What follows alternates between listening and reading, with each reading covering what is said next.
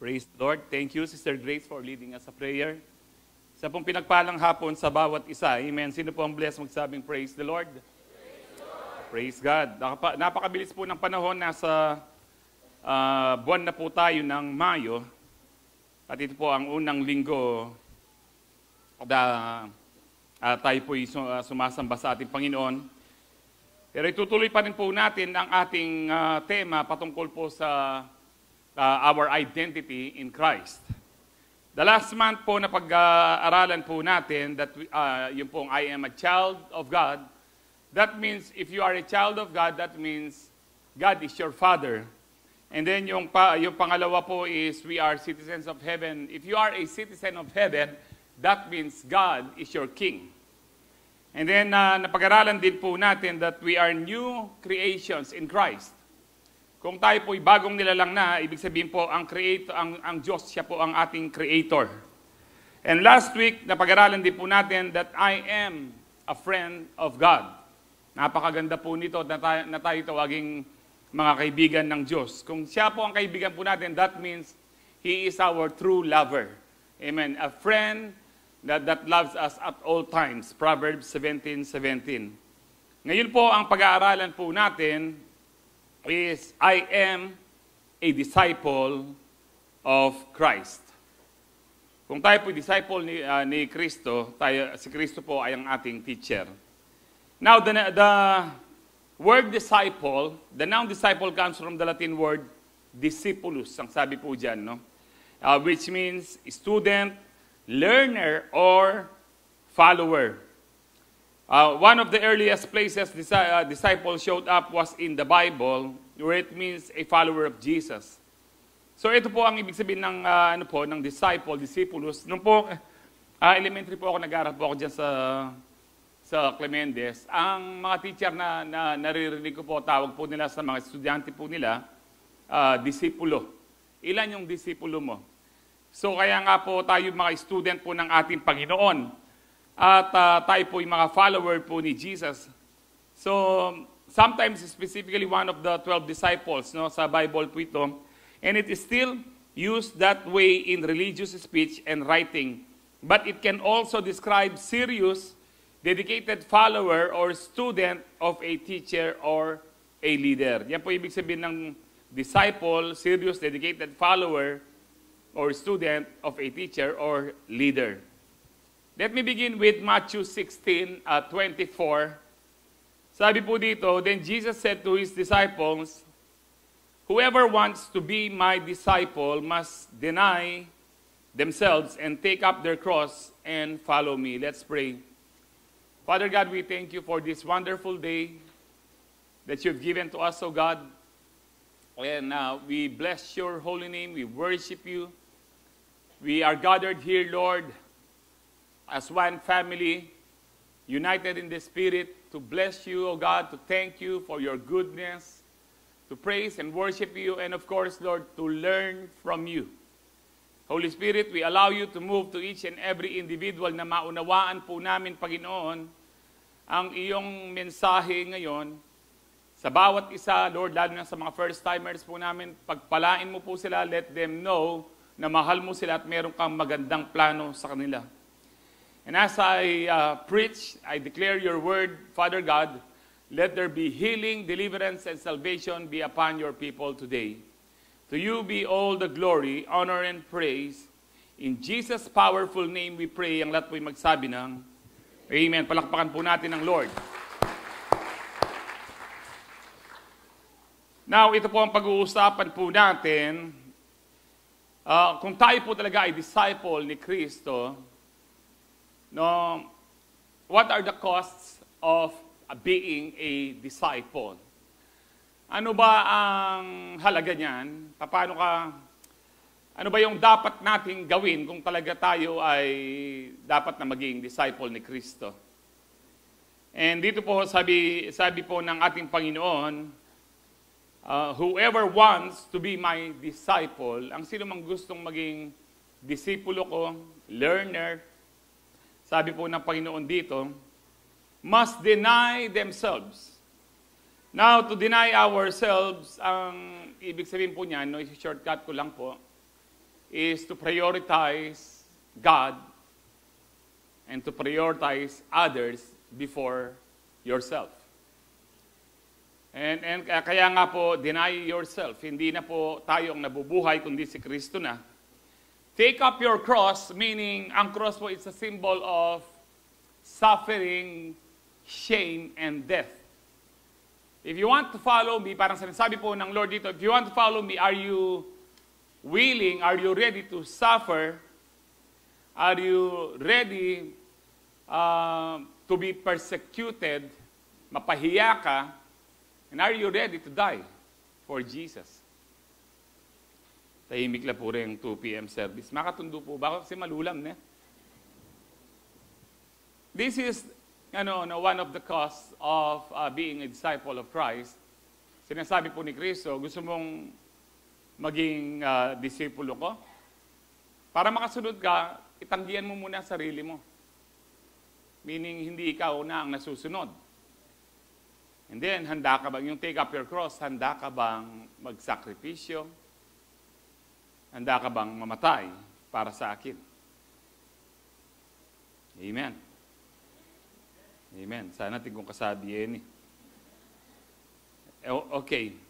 Now, we can learn po, marami pa po tayo pwedeng matutunan po dito. We prepared again another 3 points para po sa ating message. And this is so profound, no? This is so deep, pero isa po siyang malaking subject, pero susubukan po natin ngayon na talagang i-concise po siya, na maunawaan po natin how to be a disciple of Jesus Christ. Number 1, to become a disciple of Christ, one must be a follower of Christ. Yan po talagang meaning, no? Kaninang na-discuss na po natin. To be disciple of Christ, kailangan ikaw ay tagasunod, sumusunod kay Kristo. Now, paano tayo ang susunod kay Kristo? Dito po sa Luke 14:26-27, if anyone comes to me and does not hate father and mother, wife and children, brothers and sisters, yes, even their own life, such a person cannot be my disciples. And whoever does not carry their cross and follow me cannot be my disciple. It seems napaka-harsh po ang pagkakasulat po ni Dr. Luke po dito. Sabi po niya, ang sabi po ng Panginoon dito sa pagkakasulat ni Luke, ang sinuman daw hindi kinamumunghian ng kanyang mga magulang, asawa, anak, mga kapatid, even your own life, hindi daw tayo karapat-dapat maging disciple. Para pong ang bigat-bigat po nito. Pero, yan ba ang talagang ibig sabihin, nakamuhian? Hindi ba parang nagko-contradict yan sa honor your father and mother? Tignan po natin ang meaning talaga ho niyan na naisulat din po ni Matthew. Matthew 10:37-38. Same context po ito. Anyone who loves their father or mother more than me is not worthy of me. Anyone who loves their son or daughter more than me is not worthy of me. Ito pala yung ibig sabihin po nung hate na sinasabi po ni Luke kanina. It is not a literal meaning of hate, but it is, ang sinasabi lang po, kailangan ang pinakamahal po natin, walang iba, na number 1 sa puso natin, si Jesus lang. Yes, mahal natin ang ating mga pamilya, mahal natin ang ating mga magulang, mga kapatid, asawa, at mga anak. Pero dapat, number 1, si Lord. Ang priority po natin, si Lord. Kaya sabi niya ho dito, whoever does not take up their cross and follow me is not worthy of me. So yun po ang denying ourselves and taking up our cross. Dapat po nagiging una si Kristo. Now, masusubok tayo kung sa ating pagiging follower ni Kristo. Buti lang ho ngayon, kahit medyo makulimlim, nag-attend po kayo. Kita pong haliwa, mamambun mong bagya, ay Lord, mamambun po, tas sipon ko. At yun namang online, Lord, atin dyan mo naman. Ano pa ho, yung iba po, malaga dyan birthday na ng kaluguran ko, yung pamilya ko ngayon. Next week na ako mag-attend. Di ba nasusubok ko tayo sa ganyan? Pero, sinong nauna nun? Si Lord ba o yung ibang tao na mahal mo sa buhay? I remember years ago, nung uuwi po ang aking family from San Diego, California, to celebrate with us sa birthday ko po mismo. Pero one day before ng aking birthday, dumating po sila, sinundo ko po sila sa airport. And then paghatid ko po sa bahay, ay sabi ko sa kanila, alam niyo kako, hindi tayo makakapag-celebrate ng birthday ko bukas. Dahil bukas may commitment ako sa Peñel sa mga young adult at kailangan kong tuparin yun kako. So overnight yun kako, 2 araw ako doon. And I thank the Lord na meron akong understanding family na sa kanila rin importanteng unahin ng Diyos. Sabi po nila sa akin, unahin mo ang pinapagawa ng Panginoon. Makakapag-celebrate naman tayo ng birthday mo kahit anong araw. Amen. Di nga liwa, minsan ka-birthday yun, ako man mag-attend. Alam niyo po, nung ako'y nasa Bible school, isa sa naging research and topic ko po na i-report is about Satanism. Malawak din po ang subject ng Satanism. Pero ang di ko po makakalimutan na natutunan ko doon, ang isa sa mga sineselebrate po nilang napaka-importanting okasyon sa kanila is birthday. Pinaka-importanting okasyon. Bakit po? Isa sa pinaka-importanting okasyon.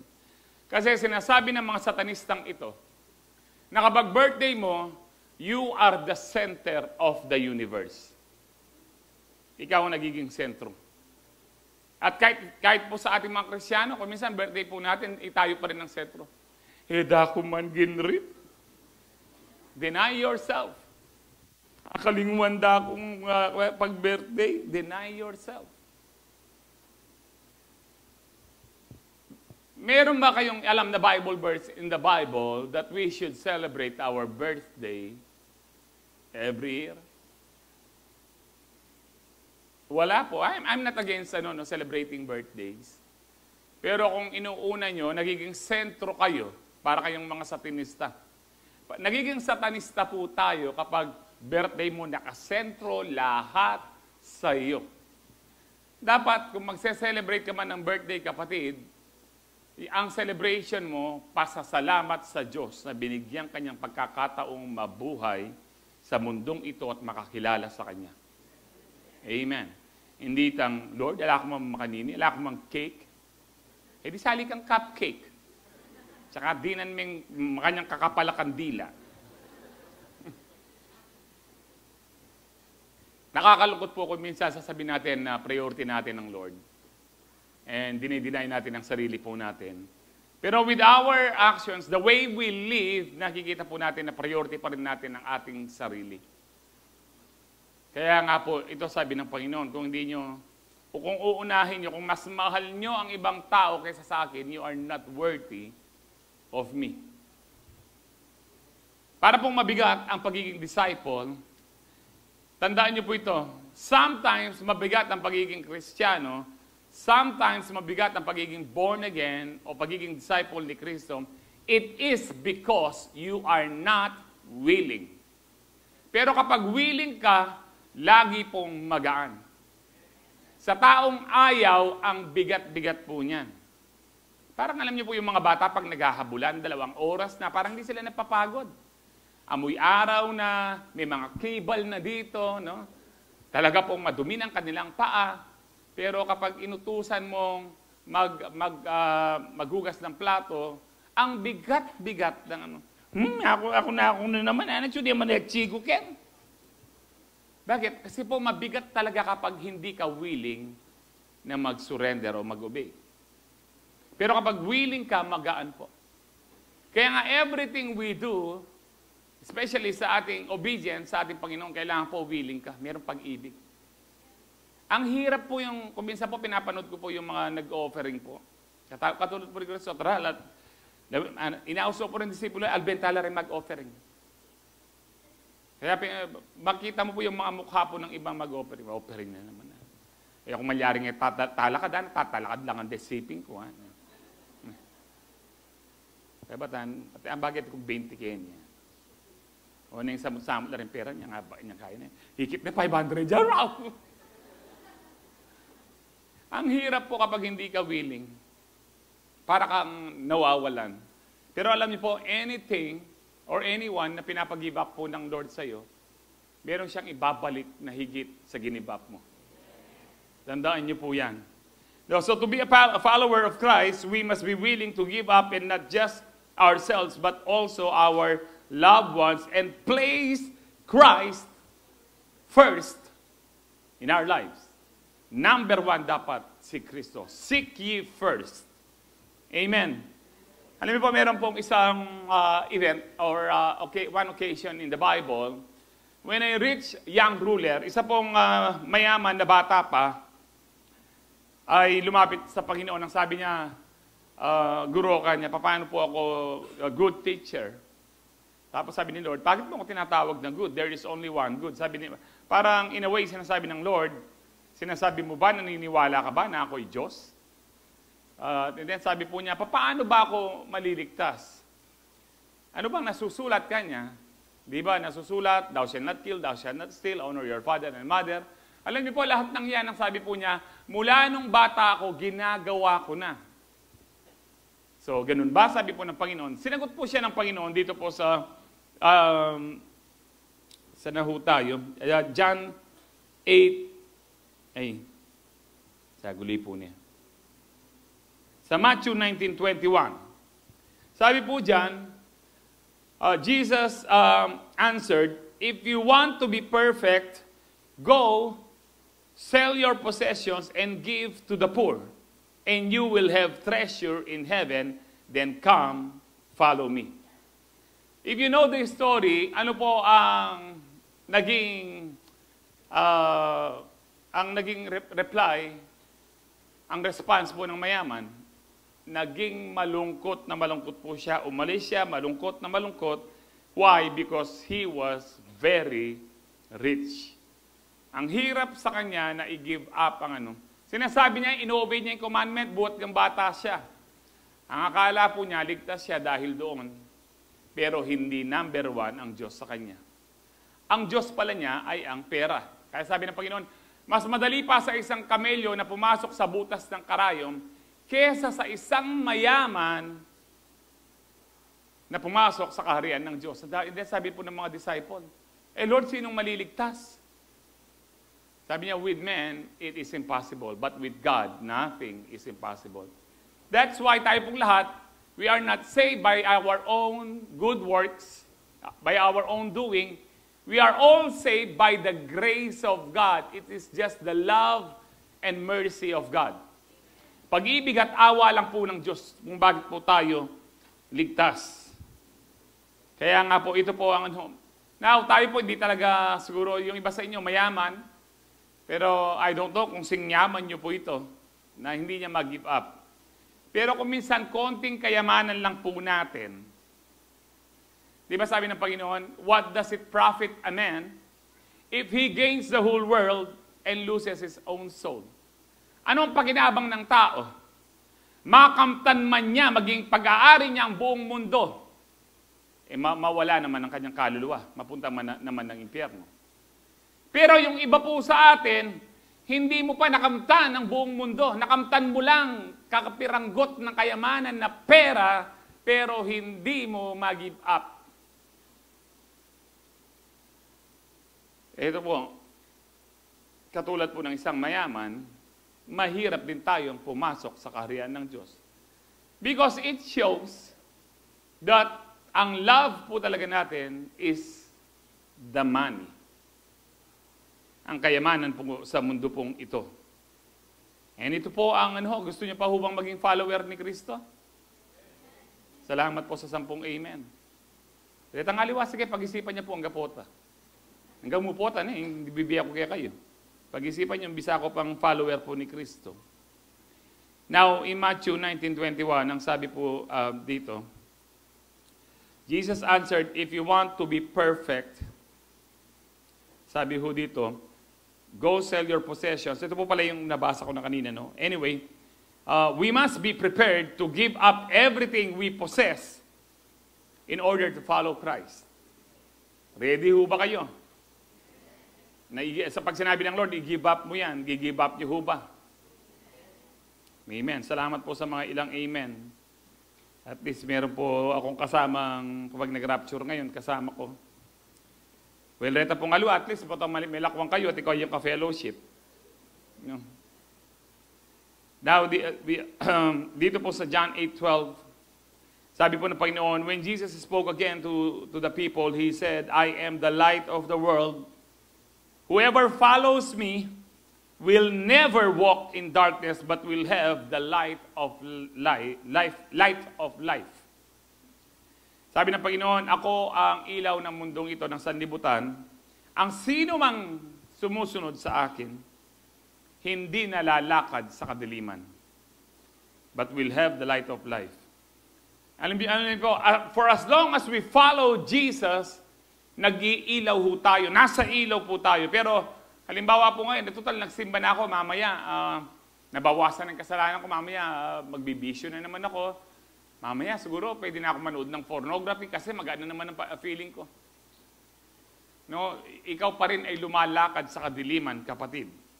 Kasi po diyan, ang sabi po ng Panginoon, whoever follows me will never.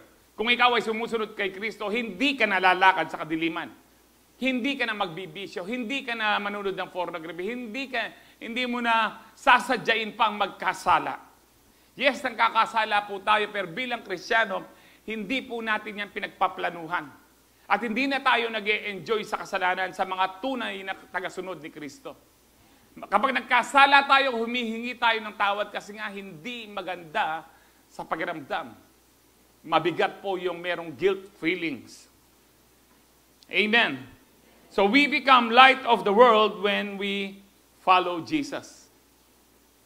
Palagay nyo yung iba po sa atin na nakapalibot po. Ano pong tingin po nila sa atin? Talaga pong nakikita nila sa Kristo sa atin? Nagliliwanag tayo? O baka pundido po tayo? Minsan napupundi po tayo, no? Halimbawa po, nagda-drive ka, kinat ka.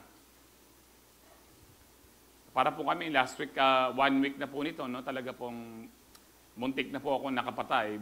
One second to impact.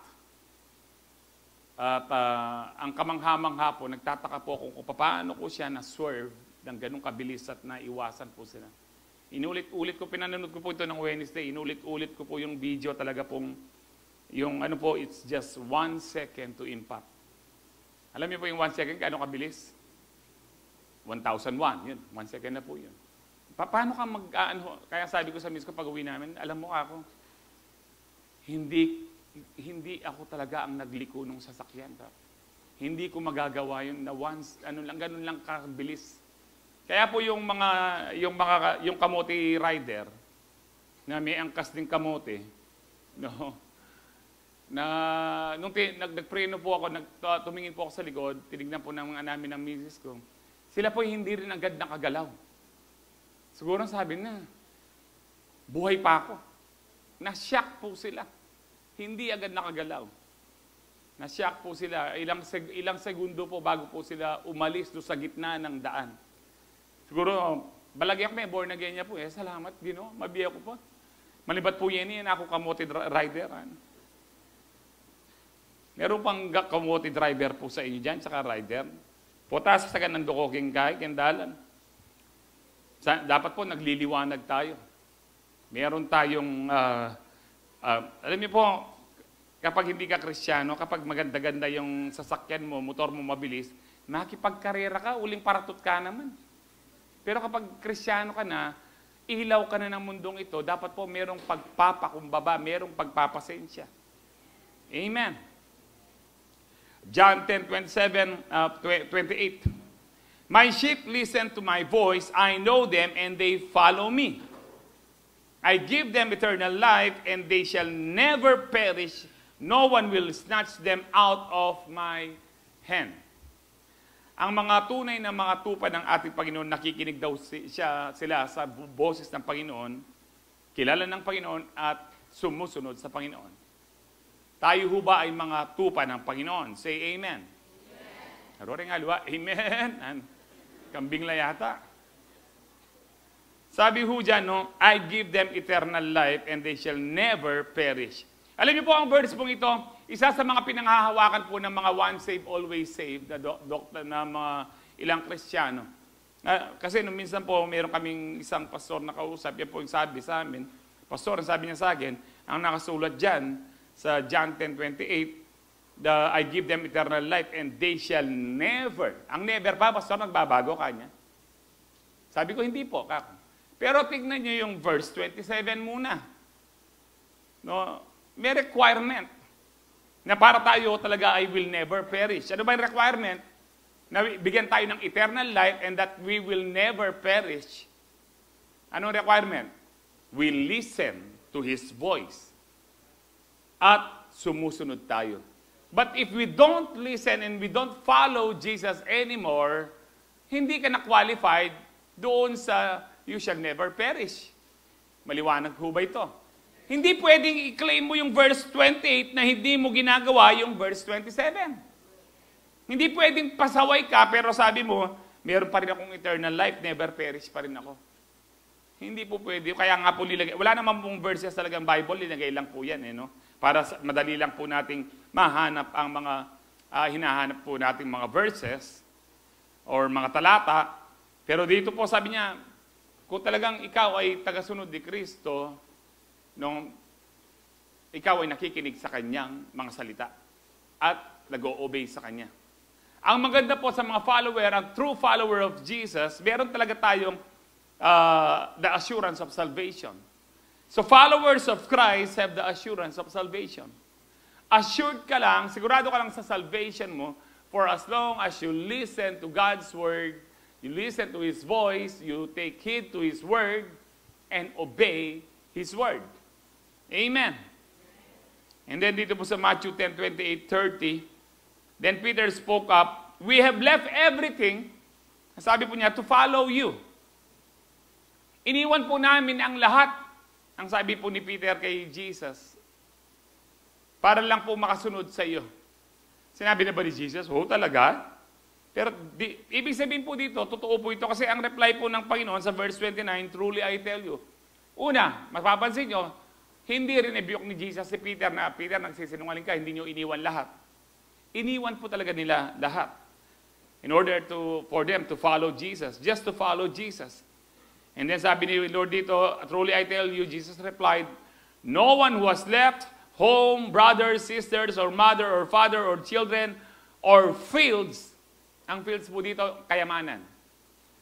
For Jesus and the gospel, will fail to receive 100 times as much. Kailan po?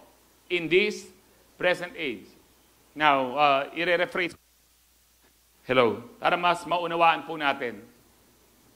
Sabi ng Panginoon kay Peter, totoong sinasabi ko sa inyo, ang sino man nag-iwan sa inyo ng inyong pamilya, ng inyong mga magulang, asawa, kapatid, buong pamilya nyo, pati yung kayamanan nyo, give up nyo, yung trabaho nyo, give up nyo, para sa akin at para sa gospel, hindi pwedeng hindi kayo pagpalain ng 100 beses.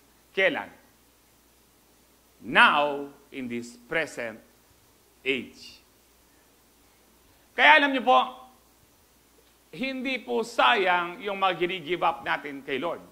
Hindi sayang yung binibigay natin kay Lord. Akala po nung mayaman, sayang kung i-give up ko. Pero hindi niya alam ang principle ng Diyos. Na kapag ikaw ay nagtanim, ikaw ay aani. Kaya tingnan po natin, no? Tuloy po natin, ang pagpapalang 100-fold is homes, lalong kapag iniwan mo muna ang bahay mo, ang iyong pamilya, lalong pagpapalain ang bahay mo, ang mga kapatid mo, brothers, sisters, mothers, children, and fields. Lalong pagpapalain ng Lord kung ano man muna yung iniwan mo pansamantala. Hindi sinasabi ng Lord na iwan mo na, i-abandon mo. No? And then, kasi po, si Peter, one day, pinuntan po ni na Peter, and kasama po si Jesus at ibang mga alagad, ang kanyang biyanan. Still remember that? Ang kanyang biyanan ay merong lagnat. Nung pumasok po sila, hindi sinabi ng biyanan niya, Peter, kanya, eto nilagnat ako, na-stress ako sa iyo, bakit ka sumunod sa Kristong yan? Sa Jesus na yan. Ganun ba sinabi ng kanyang Hindi po winelcome sila, pinagaling pa siya ni Jesus. Tapos pinag-serve. Pero and yet, sabi ni Peter, Lord, iniwan namin lahat. Ang ibig sabihin ni Peter, inuna ka namin, Lord, kesa sa pamilya namin. Hala ng mga gamer. Inuna ka namin kesa sa pamilya namin, Lord. Sabi ng Lord, kayo na nag-iwan ng pamilya, ng trabaho ninyo, 100 beses pagpapalain muli ang inyong bahay, ang inyong pamilya, ang inyong trabaho. Now, in this present age, with persecution. Ito po yung nakakaligtas po natin. Kung minsan, binibless ka ng Lord, merong nagpe-persecute sa iyo. Ayan, kaya bayo ya bale, yan, inutang niya, yan. Kaya bayo sa akin, inutang niya mo yan. Pinipersecute po tayo sa mga blessings na meron ho tayo. Ito po ang pinakamaganda, and in the age to come, eternal life. Hindi pwedeng hindi kaligtas. At marami pang reward sa heaven. Amen po ba? Kaya nga po, those who follow Jesus will receive 100-fold of blessings in this life. So wala pong sayang dun sa mga pinapag-give up po ng Lord sa atin. Amen. Alam niyo po, kung meron kayong mga boyfriend, girlfriend, at hindi po yan Kristiyano, i-give up nyo na. Ay, pastor, born again ko naman to eh. Bakit di kayong Holy Spirit? I-baptize mo na kayo mo? Alam niyo po, meron po akong ilan na alam na matigas ang ulo at kinounsel ko na po yung ilan na pinilit pa rin po nilang magpakasal sa hindi Kristiyano. No? Pero pinagsisisihan po nila. Bakit? Ayaw po nilang give up. Naging impyerno po ang buhay po nila. Ano man po pinapag-give up po ng Lord sa atin. Katulad po ni Abraham, no? sabi po ng Lord sa kanya, Abraham, kanya, yung mahal mong anak, ibigay mo sa akin. Pinatunayan po ni Abraham, ang ano niya yan, Lord, kahit itong anak ko, mahal na mahal ko, tagal ko siyang hinintay, matanda na ako, nang lumitaw siya, pero dahil gusto mo siyang ibigay ko siya sa iyo, dahil mahal kita, Panginoon, ibibigay ko. Excuse me.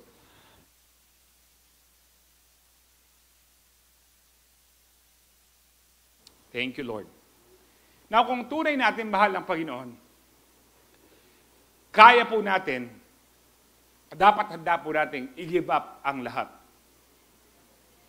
Pero pila na lang mo din, amen, at doon na lang mo ata.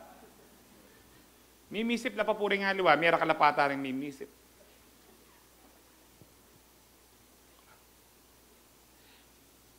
Gusto nyo pa hubang maging disciple ni Kristo? Bisa ko pa pong ituloy kayo na o mag-closing prayer tan. Pastor, close mo na yan.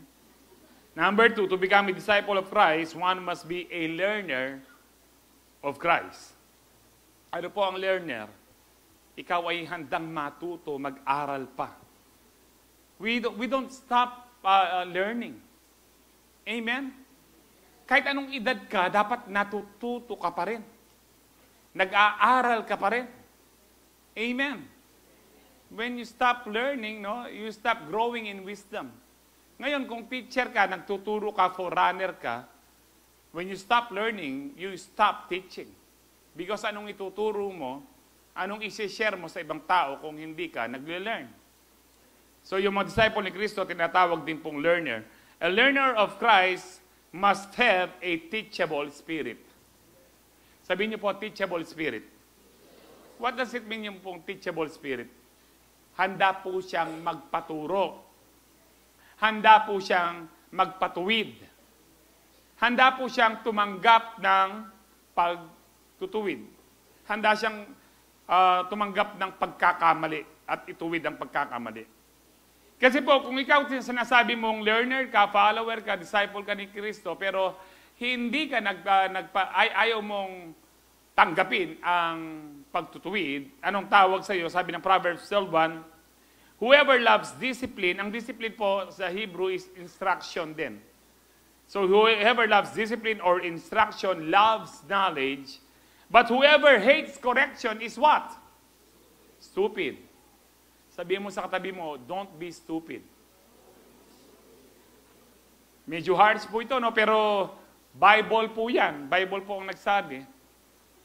Yung ayaw tumanggap, kakilala ho ba kayong ayaw tumanggap ng pagiging parang ang galing-galing niya? Tatanggap yan ng mali.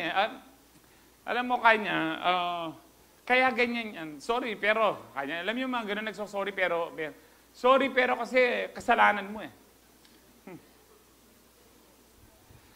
Alam niyo po, naging Bible verse ko rin po ito since nung nag-aaral pa po ako, kasi nung ang misis ko po, nung girlfriend ko na, nagpagawa po siya ng frame, na sa lahat po ng dapat na verses na mapili ko, napunta pa ho ako dito. At habang ginagawa ko po siya, nililettering ko, sabi ko, stupido pala ako, kako. Kapag hindi ka pala tumatanggap ng correction, stupido ka pala ka. Kaya magbuhat po noon, tinry kong tumanggap ng mga pagkakamali po para mag-grow lang. Kasi po kapag hindi ka tumanggap ng pagkakamali, sabi po ng Proverbs 5:11-14, at the end of your life, you will groan when your flesh and body are spent. Mananangis ka at the end of your life dahil hindi ka tumanggap ng correction. Verse 12, you will say, how I hated discipline. Bakit hindi ko tinanggap ang pagdidisiplina? Yung instruction, how my heart spurned correction. Na tinanggihan ko ang correction, ang pagtutuwid. I would not obey my teachers, hindi ko sinunod ang aking mga guro, or turn my ear to my instructors. Hindi ko sila pinakinggan. And I was soon in serious trouble in the assembly of God's people. Tingnan niyo po ito, no? I was soon in serious trouble in the assembly of God's people. Ibig sabihin po, ito yung mananampalataya. Na kahit na ikaw ay mananampalataya o Kristiyano, pwede ka pa rin maging in serious trouble because you are stupid. What does it mean to be stupid? Yung hindi ka tumatanggap ng correction kasi ang tingin mo sa sarili mo, napakagaling mo, napakatalino mo. Pero lagnatin ka lang, hindi mo kayang isolve. Kailangan mo pa ng biogesic. Hallelujah. Praise the Lord. O nung cancer niya pa, subukan mo yung katalinuhan mo. Alam niyo po, we need God. Kahit na consistent honor student ka pa, ala kung pakialam. Mga anak ko po, consistent honor student. Nag-graduate lang pang ng nurse, yung nagpapiano kanina. Muntik na po siyang maging magna cum laude, kaya lang meron siyang isang dos. Kumisa po, no? Pero it doesn't matter po to me. Ang importante po sa akin, masunurin po sila. Kahit hindi sila consistent honor student, pero bonus na. Since elementary, ito pong nag-graduate po namin, consistent honor student. Pero lagi ko po sinasabi po sa inyo, ang Bible pinapaalala po sa atin, the fear of the Lord is the beginning of wisdom. Kahit na isa ka pang lawyer na naging top-notcher sa bar exam, kung wala kang takot sa Diyos, mangmang ka pa rin. Tingnan niyo po yung mga nasa gobyerno po natin. Mga ano po yan, matataas ang pinag-aralan, yung iba top-notcher sa board, yung sa Senado, pero mangmang sila. Bakit sila mangmang? Wala silang hiya na mang-urakot po ng pera ng gobyerno. Walang ni isa man sa kanila na seryosong tanggalin ang corruption. Kung talagang seryoso silang tanggalin ang corruption, dapat po matindi yung parusa sa corruption. Yung iba, kapag nahuling nag-corrupt, tinatanggal lang sa pwesto. Pero dapat nun, kunin ang mga ari-arian niya. Alalang marine kasi sabi niya, uputan ako merakap kasi, at least dako mo. Dano ko ng dening billion na. Alam niyo po, kaya nga po, we do not rely on our own understanding. Amen? Mapapahamak kayo kapag you rely on your own understanding. So a person who is hard-headed, yung matigas ang ulo and not having a teachable spirit, will fall into many troubles. This is the Word of God. Kapag matigas ang ulo mo, ayaw mong magpasaway, sooner or later, magsisisi ka. Amen. Alam niyo po ako, sa katigasan ng ulo ko, kaya po ako nag-dialysis. Ilang beses na po nangungusap ang Lord, hindi ka para dyan, hindi ka para dyan, mag-aral ka na ng Bible school, tinawag kita para maging pastor. And I've learned the hard way. I learned the hard way. Noon po talagang, ang hirap pong kuminsan patawarin ng sarili. Kapag, sabi ko, I've learned po years ago na isa pala sa mga hindi ko pinapatawad, yung sarili ko. Sabi ko, nung yung mugewa niya, nung yung kami lupang pera, nung yung business na, ano. Kasana, tsuken. Pero sabi po ng Panginoon, forget the past, forgive yourself. Ako nga, pinatawad na kita, sabi ng Panginoon. Patawarin mo ng sarili mo. Baka meron po sa inyo dyan, hindi nyo pinapatawad ang sarili nyo. Ano man po yung naging past nyo, past is past. We are already a new creation in Christ. Amen? At mayroong magandang plano ang Diyos sa atin.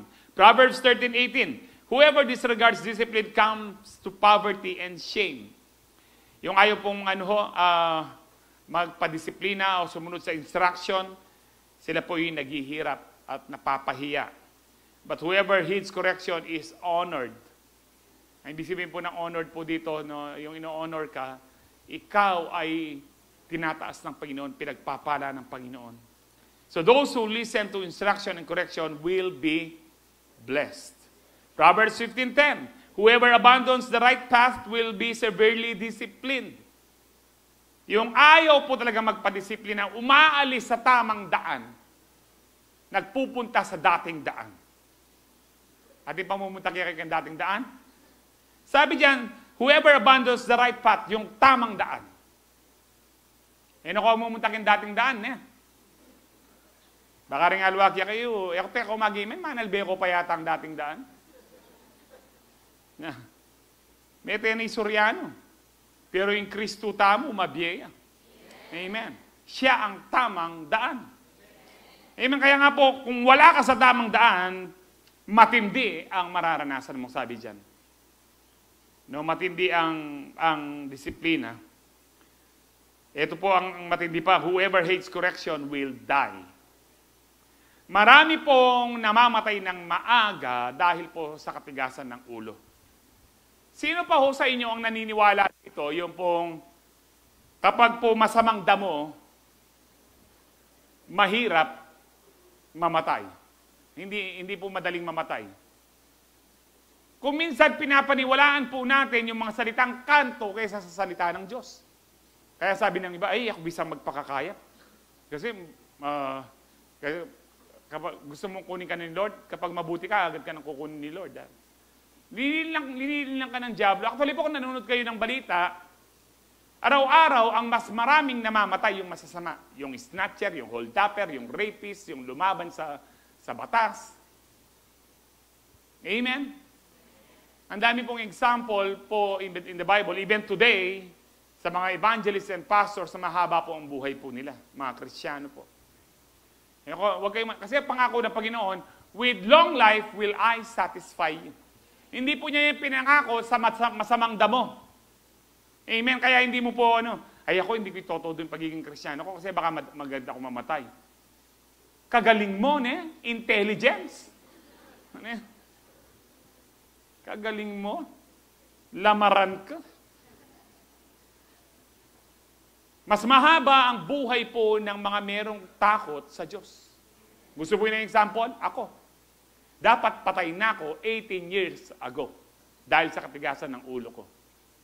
Marami na rin pong naging mga karamdaman na lumabas sa akin yung heart enlargement ko po, sabi ng doktor, ang laki, sobrang laki ng puso mo, doble mahirap kang, dahil nagdadialysis ka, mahirap kang operahin, baka mamatay ka sa opera.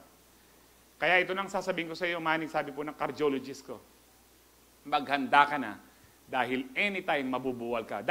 Those are the exact words. Maghanda ka, sabihin mo na sa pamilya mo, dahil anytime mabubuwal ka. Hindi ko po sinabi sa pamilya ko. Sinabi ko sa Diyos, Lord, hindi po yung doktor ang final say. Salamat po sa Kanya. Binigyan niya ako ng warning. Pero Lord, alam ko, ang final say ng buhay ko, ikaw. Well then, ang sabi ng Holy Spirit, magbuhat ngayon, huwag kang matakot kahit na anong sabihin ng doktor sa'yo. Kahit sabihin ng doktor sa'yo na mamamatay ka na, huwag kang matakot. Kaya po hanggang ngayon, buhay po ako. Pilit akong pinapatay ng dyablo. Even 3 weeks ago, na-confine po ako, nasa ICU po ako, muntik na rin po akong mamatay. Nasa 60-50 na lang po ang aking blood pressure. Umiyak na po yung ate kong nurse kasi alam po niya. Nurse po siya for 25 years sa California. Alam po niya yung saan na ako papunta. Umiyak na po siya, lumod siya sa Diyos, sabi po niya sa akin. At tinawagan niya yung mga kaibigan niya, mga intercessor. And prayer works. Buhay po ako ngayon. Pero ako nun po, gusto ko na mag-give up kasi masakit na po yung pakiramdam ko. Lord, kung ito na yun, kunin mo na ako, huwag mo na akong pahirapan, sabi ko. Pero kung meron ka pang plano sa buhay ko, Panginoon, alam ko hindi magtatagumpay ang dyablo. Makakalabas ako sa ICU ito. Kaya pinay ko ilalawin makin, ako po bangke. May yayat po, pero mabiya ko po. Amen. Hallelujah. Dahil nung ako kaya kayo, masya sa buntok. Masakit po kapag ikaw ay nadisiplina. Masakit dahil sa tigas ng ulo. Ano yung mga dapat yung give up kay Lord? I-give up nyo na ngayon. Before it's too late, sabihin ko po sa inyo. Totoo pa rin po ang salita ng Diyos. Proverbs 15:32, if you reject discipline, you will only harm yourself. Masakit ang disiplina, pero mas masakit kapag tinanggayan mo ang disiplina. You will only, sabi po dyan, harm yourself. But if you listen to correction, you grow in understanding. Nagiging matalino ka kapag tinanggap mo ang pagtutuwid. Now, how to grow in wisdom? Come to Christ and learn from Him. Kasi sinabi po yan sa Matthew 11:28-30, sabi po dyan, come to me, all you who are weary and burdened, and I will give you rest.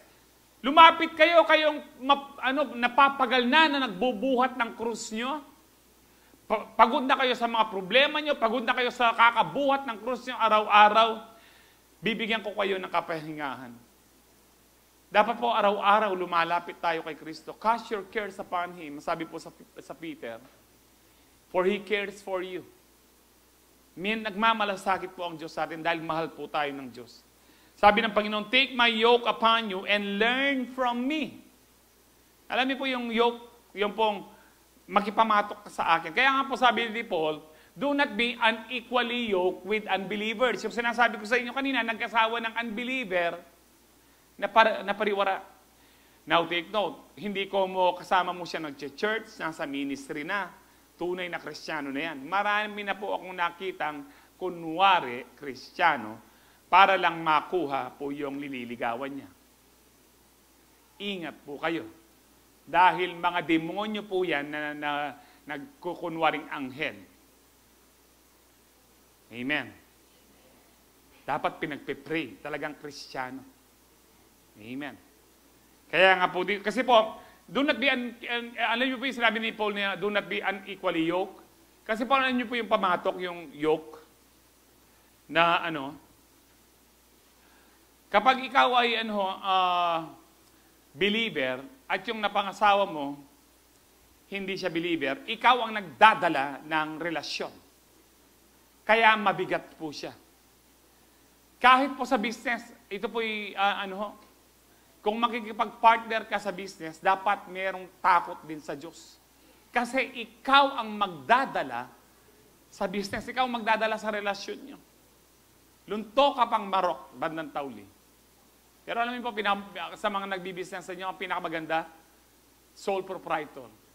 Naranasan ko na po yun, yung mga Kristiyano din po yung mga partners ko.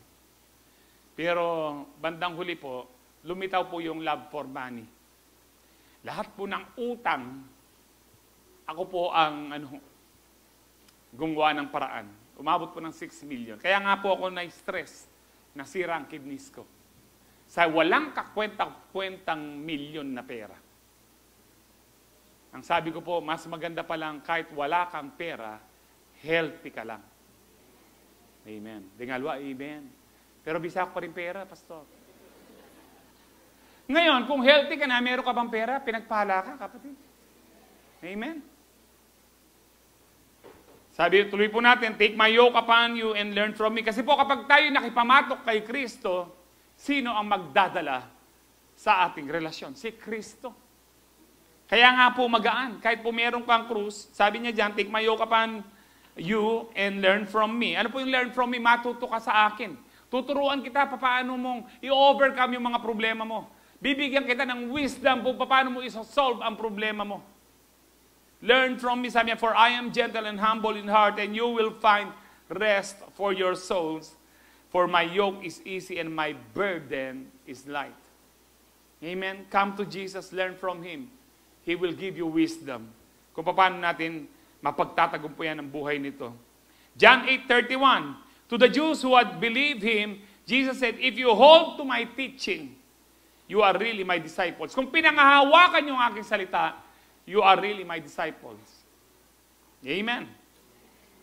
Alam niyo po, si Abraham, for 25 years, pinanghawakan po niya yung pangako ng Diyos, yung salita ng Diyos. Nabibigyan siya ng anak at dadami ang kanyang sanlahi.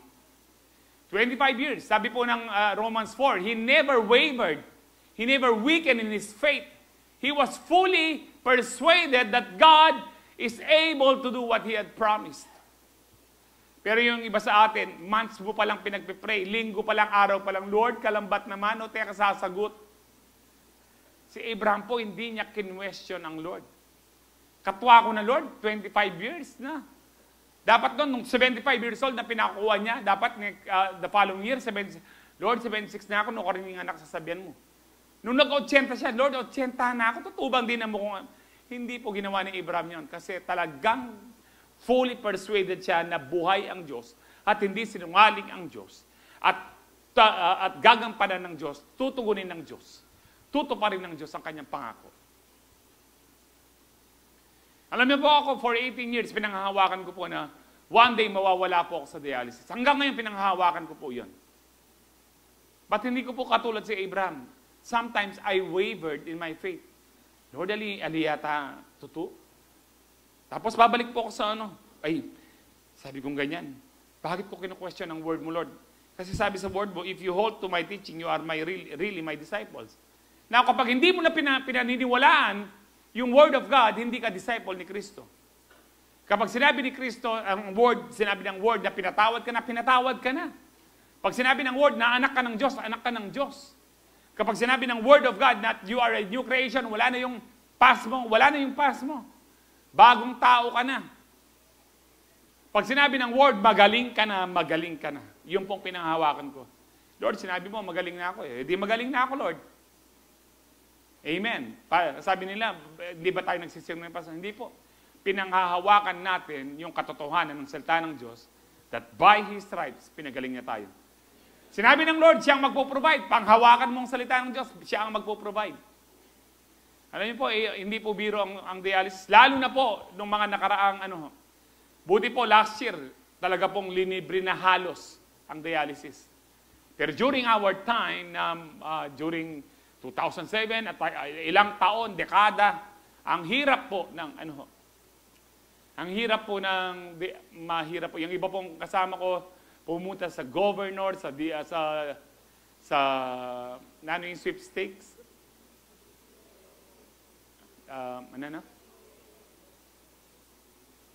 Ito, mapinita, hindi kayo daramdaman. PCSO, yan. Yan po, marami po sila pinupuntan. Mayor, nagpapalimos po sila. Pero ako sabi ko, Lord, ang anak mo sabi mo, hindi siya magpapalimos. Tinupad po ng Lord ang kanyang pangako. Ilang milyon na po ang ginastos ng Panginoon sa akin. Pero hindi nagkulang ang Diyos. Dahil pinanghawakan ko po ang kanyang salita. I remember the time na pag sinasabi ng misis ko na, Joe, kanya, ala na kang pag-dialysis. Bala mo sabihan na kaya ka, Ojo, matay na ka kanyan. Sana sinabi na, Ojo, kalaguranda ka, pero matay na ka kanyan. Ala na kapag dialysis. Lalabas po ako doon sa gate po namin, sa labas po, no? Medyo malawak po yung harap po namin. At titingala po ako sa langit, nakahawak sa gate, Lord. Kaya akit kayo po yung bulan. Karagul na po ng bulan na yan. Panginoon, ginawa ko, kaya mananyaran yan. Inganyaran ko, Lord, isustain mo. Sinabi mo, kung magpalimos. Tinupad po ng Panginoon yan hanggang ngayon. God is good. Sobra pa po ang blessing po niya. Kapag pinanghawakan mo ang salita ng Diyos, kapatid, tuto pa rin ng Diyos. Ang tanong, ang Diyos kaya po niyang tuparin. Walang imposible. Ang tanong, hanggang kailan mo kayang panghawakan ang salita ng Diyos? Amen. 2 John 1:9, anyone who wanders away from this teaching has no relationship with God. Anong teaching? The Word of God. But anyone who remains in the teaching of Christ, sa katuruan ni Kristo, has relationship with both the Father and the Son. Kapag pinanghahawakan pa rin natin ang salita ng Diyos. Amen. Yung iba po sa atin, hindi na yan. Halimbawa, may karamdaman ka, hindi ka gumaling, pumunta ka ng doktor, hindi ka gumagaling, pinag-pray ka, hindi ka gumagaling. Hindi mo na pinanghawakan ng Lord, ang salita ng Diyos. Minta ka kay Mayflower, may patawas ka. Kahit sabihan mo po, ala namang mawala. Anong alang mawala? Nawawala pong pananampalataya mo. Kung tunay kang Kristiyano, dapat patawas. Nung kilikiliya, okay mo. Kaya yung kaibot sabihan, ating ko pong tiran, kining makanini, lelema kanya na. Mamaya ko pong lechon manok ka rin, na pong makanini, prutas, pansit, rin po. Kasi noon po, ginawa po ng nanay ko po yan, patawas na kami. Makiramdam niya kanya ni Mako. Ano po, tapos minsan sinabi ko po sa kanya, akala ko kung Kristiyano tayo, bakit pa tayo nagpapatawas ka ako? Ewan ko kung natatanda po yun, pero tinanong ko po yun sa kanya. Elementary pa po ako noon. Now, a true learner of Christ is a disciple who is faithful to the Word of God. Dapat po, kahit hindi mo pa nakikitang, para si Abraham, 25 years siya pinanghawakan. Ako po ngayon, 18 years and 4 months, pinanghahawakan ko pa rin na by His stripes, magaling na ako. Number 3, to become a disciple of Christ, one must be committed to Christ. Kung talagang tagasunod ka ni Kristo, learner ka ni Kristo, disciple ka ni Kristo, dapat meron kang commitment kay Kristo. Committed ka, hindi committed. Yung iba, committed yung pag-isip po nila. Lord, bakit ganyan? O kikinitid na yung utak. Ulitin po natin balikan po natin yung Matthew 16:24, na sinabi po ni Jesus, if anyone, sabi diyan, whoever wants to be my disciple, must deny themselves, take up their cross, and follow me. Ang hinihiling po ni Kristo dito, handa ba kayong mag-commit? Meron ba kayong commitment? Marunong ba kayo sa commitment? Ito po sinasabi po ni Kristo sa verse na yan. Alam niyo po yung iba po sa atin, salamat na lang po kahit kung medyo makulimlim, meron kayong commitment, nandito kayo. Meron kayong commitment na kahit nakakaantok. Ako, ginising lang po ako ng misis ko O Joe, 1:30 na kanya. Sabi ko kanya, matutod ako. Pwede bang simbahan na larita hanggang alam preacher? Pero because meron tayong commitment, nandito ho tayo. Amen? Alam niyo po, 80 years na po ako nagda-dialysis. Ngayon po, bumalik po pagkatapos ko pong na-confine dahil po, meron po silang sinaksak sa akin nung na-confine po ako na in-inject po sa akin na dapat hindi ini-inject. Dapat po dripping po siya. Ayun po, sabi ko, aray, kasakit na ako bisa. Doon ko po na gusto ko nang mamatay. Kasi ang sakit po ng mga buto ko, ang sakit po ng mga kalamnan ko, talaga sobrang sakit. Habang dinadialysis po ako na merong nakasaksak po dialysis dito, may mga dextrose po dito, kung ano-anong nakasaksak dyan. Sabi ko, minasahe po ako ng aking misis, ng aking anak, maging si Pastor Francis, dahil napakasakit po. Ngayon po, yung pong mga bones ko, masakit po, mga joints sa paa, sa tuhod, dito. Masakit po yan. Kaya po yung nagbubuhat sa bag ko, ang misis ko kasi umahawak po ako sa nakita niyo po, nahirapan akong umakyat. I have the reason, sasabihin ko, marami namang pastor, pwedeng palitan nyo na ako, kayo na mag-preach. Noon pa man, meron na akong commitment sa Lord. Na kahit na dinidugo po yung paa ko, masakit po yung paa ko, alam niyo po, magtanong kayo dun sa mga nagdinadialysis na may mga sugat sa paa. Kung minsan po, talagang napakasakit po niyan. Gusto mong sumigaw. Sumisigaw po ako sa sakit noon. Pumupunta po ako sa sasakyan para sumigaw lang sa sakit. Na pagtapos ko po mag-preach po dito, yung aking medyas may mga dugo po. At dumidikit po. Pero sabi ko, magpipreach pa rin ako, Lord. Yung iba po sa atin, konting sakit lang. Lord, bakit makanyan? Nakakadrama. Alam niyo po, kapag kinu-question mo ang Lord, ibig sabihin, kinu-question mo ang pagka-Diyos niya. Nung minsan po, kinu-question ko ang Lord, 3 years na ako nagdadialysis. Sabi ko, Lord, nasaan yung kagalingan? Alam niyo po, dinugo po ako, na-confine po ako, parang yung ubong ngayon. Pero buhat po nun, sabi ko kay Lord, Lord, ang hirap palang magreklamo. Because kapag nagre-reklamo ka, you are opening doors to the evil spirits. Hindi ang Diyos ang nagpaparusa sa iyo. Mga demonyo. Binubuksan mo at nawawala yung divine protection mo kapag ikaw ay nagre-reklamo sa Diyos. At ang mga demonyo nakakapasok sa buhay mo at gumagawa po sila para ikaw ay pahirapan. Kaya buhat nung sabi ko, Lord, buhat ngayon, Lord, hindi na po ako magre-reklamo. Na kahit na masakit ang pakiramdam ko, magpapasalamat pa rin ako sa iyo. Kasi sabi ng salita ng Diyos, in everything, sabi niyo po everything. 1 Thessalonians 5:18, in everything, give thanks to the Lord, for this is God's will for you in Christ Jesus. Ayan po, nakasulat po. Give thanks in all circumstances. Sa ibang salin, in everything, give thanks to the Lord. Amen. Magpasalamat tayo kahit anong sitwasyon po natin. Dahil yan po ay commitment po natin sa Panginoon. 2 Timothy 1:12, that is why I am suffering as I am. Nagsasuffer po si Paul, ang sabi niya, yet this is no cause of shame. No, ang sabi niya, hindi ko kinaiya ito because I know whom I have believed. Kahit nagsasuffer ako, walang kwenta to. Dahil kilala ko kung sino ang pinaniniwalaan ko. Do you know whom you are believing? Kilala niyo ba si Kristo na pinaniniwalaan niyo? Then sabi po ni Paul, and I am convinced that He is able to guard what I have entrusted to Him until that day. Ano yung pinagkatiwala ni Paul? Yung kanyang buhay. Konbinsido si Paul na iingatan niya ang kanyang buhay. Ano ba ang commitment ni Paul? Gaano ka-committed si Paul sa Diyos? Na ano ba yung mga pinagdaanan niya? Matindi po. Basahin po natin sa 2 Corinthians 11:23-28. Are they, sabi po dito, are they servants of Christ? I know I sound like a madman, but I have served Him far more. I have worked harder, been put in prison more often. Madalas akong nasa bilangguan. Nasa bilangguan si Paul hindi dahil sa krimen, dahil sa paghahayag niya ng salita ng Diyos.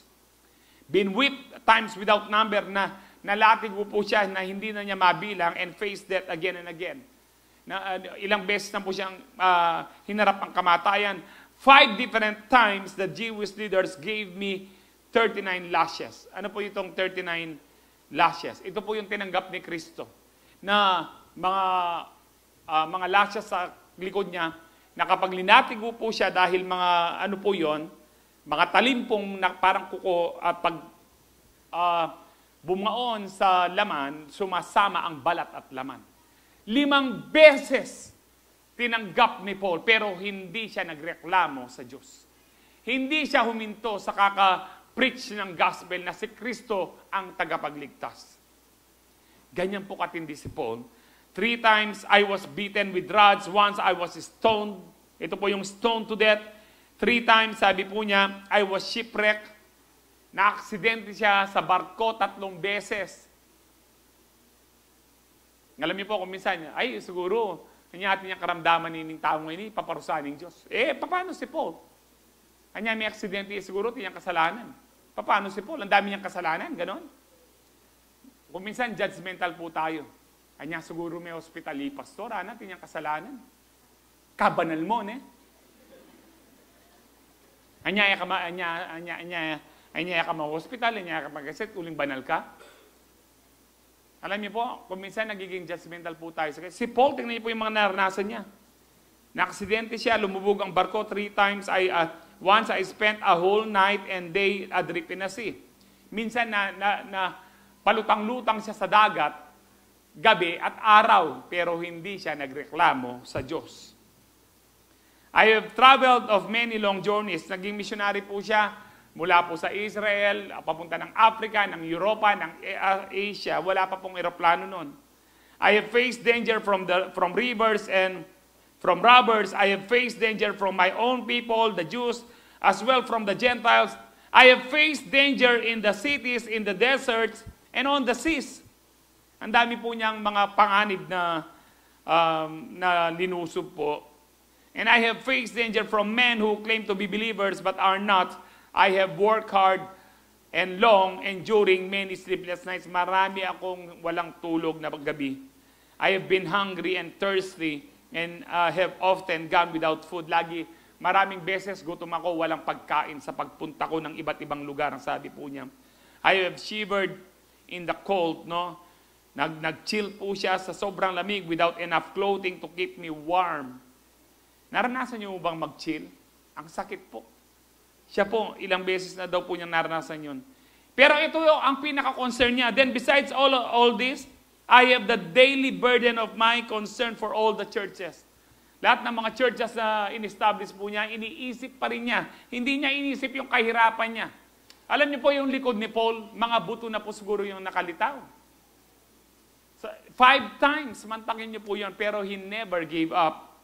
Nasabi po niya nung bago siya mamatay kay Timothy sa 2 Timothy 4:7, or bago siya pugutan ng ulo, I have fought the good fight. I have finished the race. I have kept the faith. Dapat ganito rin po tayo. Hanggang kamatayan, masasabi nating lumaban po tayo. No, tinapos natin ang karera ng buhay at pinanghawakan natin ang ating pananampalataya until the end. Sabi po ni Paul sa Acts 20:24, however, I consider my life worth nothing. Sabi po niya, to me, my only aim is to finish the race and complete the task the Lord Jesus has given me. Walang kwenta ang buhay ko, ang aking lang layunin, matupad ko, matapos ko yung pinapagawa ni Kristo sa akin. Ano po yun? The task of testifying the good news of God's grace. I do believe hindi lang po task or assignment ni Paul ito. Assignment po natin lahat ito. This is our race, na tayo po tapusin natin ang karera na pinoproclaim yung gospel of God's grace. So to be a true disciple of Christ, one must fully commit to Him until the end. Kaya ho ba natin i-commit ang buhay po natin hanggang kamatayan? Ilan na lang po yung amen. Gusto pa rin ho ba natin sumunod kay Kristo? Handa po natin ibigay ang buhay natin kay Kristo. So mag-review na po tayo kung gano'n. I am a disciple of Christ. One must be a follower of Christ, learner of Christ, committed to Christ. Last verses na po before we take the Holy Communion. Matthew 28:19-20, therefore go and make disciples of all nations. I-disciple nyo. Maging learner sila. Ito po yung ibig sabihin ng disciple, follower, maging learner sila. Maging committed sila sa akin. Go and make disciples of all nations, baptizing them in the name of the Father, Son, and the Holy Spirit. Teach these new disciples to obey all the commands I have given you, and be sure of this, I am with you always, even to the end of the age. A true disciple of Christ is committed to make disciples. Ibig sabihin po, ituro po natin ang salita ng Diyos. Turuan po natin ang ating mga disciple, mahal sa buhay, sinisiyo, to obey Christ. Teach them to obey Christ. Because a disciple is obedient to Jesus. Amen? Now, ang tanong, sino po ang naniniwala kay Kristo? You are a believer then. Sino po ang disciple ni Kristo? Now, you may be a believer, pero iba po ang disciple. It doesn't mean you believe in Christ, disciple ka na. If you are a disciple of Christ, you are a follower, you are a learner, you are committed to Christ. Ang believer po, meron pong mga believer pero hindi sila disciple. You may be a believer. One Christian may be a believer pero it doesn't mean disciple na po siya. But I hope ito po ang gusto ng ating Panginoon, maging disciple po tayo. Bakit? Kapag disciple ka, ikaw ay sumusunod kay Kristo. Amen? Sino po ang gusto pa rin maging disciple ni Kristo? Palakpakan po ang Panginoon, tayo po lahat ay tumayo. Tatanggap po tayo ng banal na hapunan po ngayon. At habang tayo tumatanggap, let us worship Jesus in spirit and in truth. Hallelujah.